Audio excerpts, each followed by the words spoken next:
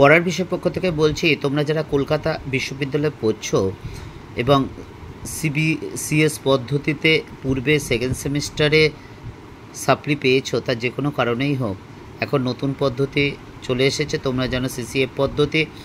কাজে তোমরা যারা এই বিগত বছরে জিইসিসি অর্থাৎ Calcutta university second semester history general GECC 2 এর সাপ্লি পেয়েছিলে, তাদের জন্য আমরা পড়ার বিষয়ের পক্ষ থেকে একেবারে শেষ মুহূর্তের চরম সাজেশন নিয়ে এসেছি।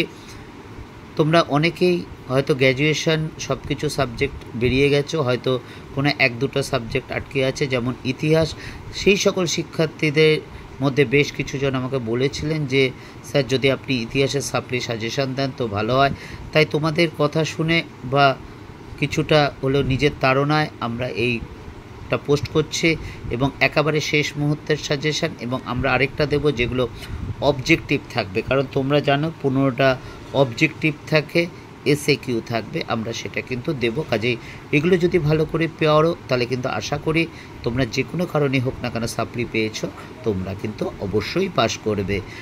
তোমাদের এই পেপারটা হচ্ছে ভারতের ইতিহাস 300 থেকে 1206 খ্রিস্টাব্দ পর্যন্ত, এবং এর যে কলকাতা বিশ্ববিদ্যালয়ের পক্ষ থেকে যে প্রশ্নের প্যাটার্ন, আমরা সাজেশনটা শুরু করার আগে চলো একবার দেখে নিই।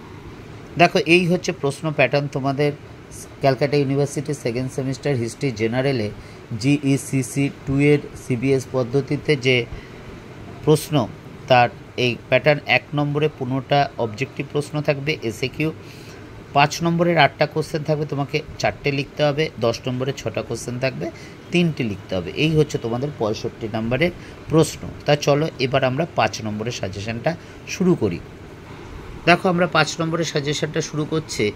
তা আমরাও যখন পড়াশোনা করতাম, তোমাদের মতো স্টুডেন্ট ছিলাম, আমরা যতগুলো প্রশ্ন পড়তাম কয়েকটা ভাগে ভাগ করে নিতাম। তা একটা হচ্ছে ফার্স্ট টার্গেট, অর্থাৎ সেটা আমি যাতে অ্যাটলিস্ট 90-95% নামাতে পারি এমনভাবে পড়তাম। তারপর এমন কিছু কোশ্চেন রাখতাম 3-4টে, যাতে আমরা অ্যাটলিস্ট 60 থেকে 65% নামাতে পারি, এরকম থাকতো।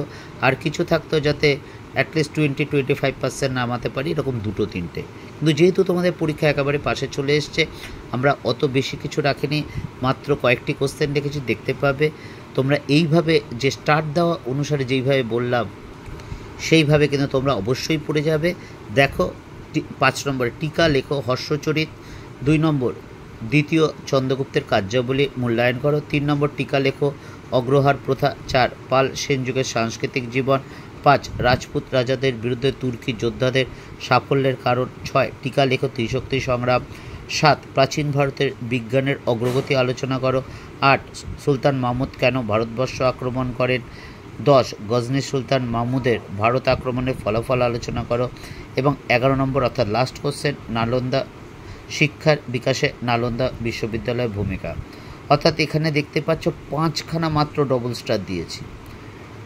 2, 3, 5, 7, 11, 5টা মাত্র ডবল স্টার দিয়েছি, আবার 5টা একটা স্টার দিয়েছি, আর দুটো আর একটাতে কোনো স্টার দেওয়া নেই, দেখতেই পাচ্ছ। কাজেই তোমরা 2টো স্টারগুলো আগে ভালো করে পড়বে, তারপর কিন্তু একটা স্টারগুলোও পড়বে, কারণ 8টা প্রশ্ন থাকবে, তোমাকে কিন্তু 4টে লিখতে হবে। আশা করি কেন বলছে, দীর্ঘ 23-24 বছরের শিক্ষকতার অভিজ্ঞতা বা বিগত বছরে আমরা যে সাজেশনগুলো দিয়েছি, তোমরা সিবিএসসিএস পদ্ধতি বা আইএফসি পদ্ধতি যাই হোক না কেন, দেখো আমরা পূর্বে যে সাজেশন দিয়েছি কি পরিমাণে কমন এসেছে। যদি দেখে যদি বিশ্বাস হয়, তাহলে অবশ্যই চ্যানেলটা লাইক করে সাবস্ক্রাইব করে বেল আইকন টিপে রেখো। এছাড়া তোমরা জানো যে কলকাতা বিশ্ববিদ্যালয় থেকে নোটিফিকেশান করেছে, তোমাদের অ্যাডমিট কার্ড ডাউনলোড করা যাবে আজকের থেকে ঠিক 30 দিন পর। আজকে 16ই সেপ্টেম্বর, 16ই অক্টোবর থেকে তোমাদের কিন্তু অ্যাডমিট কার্ড ডাউনলোড করা যাবে, এবং পরীক্ষা সম্ভবত অক্টোবরের শেষের দিকে, একেবারে শেষের দিকে, বা নভেম্বর একেবারে ফার্স্টের দিকে। তা যাই হোক, তোমরা ভালো করে প্রিপারেশন করো। চলো এবার আমরা 10 নম্বরের সাজেশনটা শুরু করি। দেখো, 10 নম্বরে 6টা কোশ্চেন থাকবে, তোমাকে 3টে কোশ্চেন লিখতে হবে, এবং আমাদের ফার্স্ট টার্গেট, একমাত্র টার্গেট যে যাতে 3টে প্রশ্ন অবশ্যই কমন পাও। আশা করি কেন, দীর্ঘ শিক্ষকতার অভিজ্ঞতা থেকে বলছি, এইগুলো করে কিন্তু তুমি 6টা প্রশ্ন পাবে না, হয়তো 3টে কোশ্চেন অবশ্যই পাবে। তা চলো সেগুলো দেখে নিই। প্রথমটা হচ্ছে চোল স্বায়ত্তশাসন ব্যবস্থা সম্পর্কে আলোচনা করো। 2 নম্বর গুপ্তযুগ স্বর্ণযুগ আলোচনা করো। 3 নম্বর হর্ষবর্ধনের রাজনৈতিক কৃতিত্ব আলোচনা করো। 4 নম্বর পল্লব শিল্প স্থাপত্য ও ভাস্কর্য আলোচনা করো। 5 আরবদের বা গজনি সিন্ধু বিজয়ের কারণ ও ফলাফল লেখো।